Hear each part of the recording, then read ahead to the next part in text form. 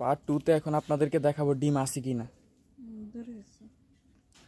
তো এখন কাটা হচ্ছে, আমার আপু কাটতেছে মাছটা, প্রায় কাটা অনেকটাই হয়ে যাচ্ছে। দেখুন আমার আম্মু বলতেছে যে না এটা এত শখের মাছ, মানে এত টাকা দিয়ে কিনছে এত বড় মাছ, তা আমার আপুর রান্না নাকি অনেক স্বাদ, তাই বলতেছে যে আমার আপু রান্না করার জন্য।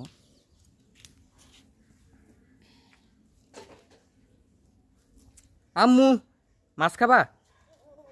খাবা? আসো আসো, দেখো মাছ মাছ।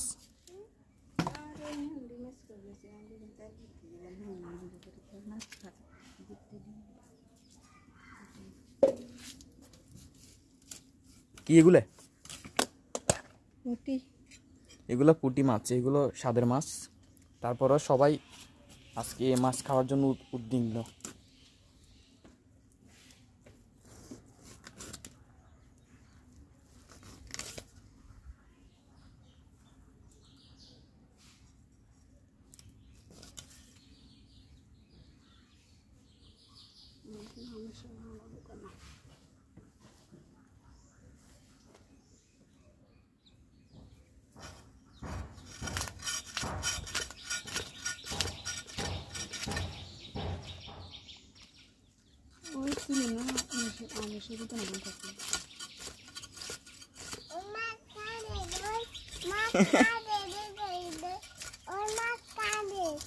মাছ কাটের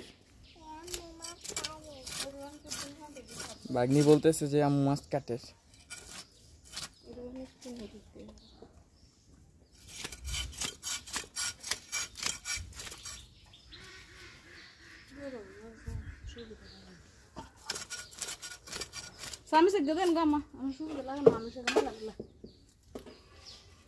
বড় মাছ হলে একটা ঝামেলা, আমিষ নিয়ে কাটা নিয়ে।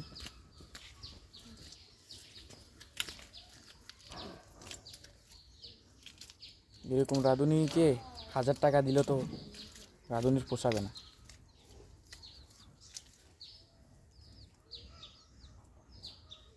মাছ এখনো টকবক করতেছে।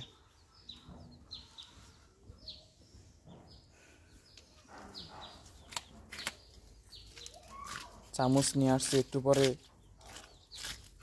দা চিনি খন্তা যা আছে সব কিছু নিয়ে আসবো।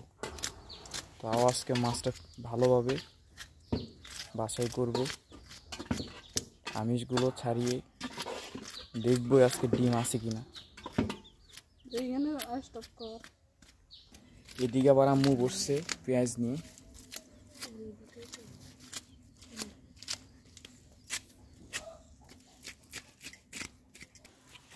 মাম্মা মাম্মা আসো আসো, ডিম আছে কিনা আমরা দেখবো।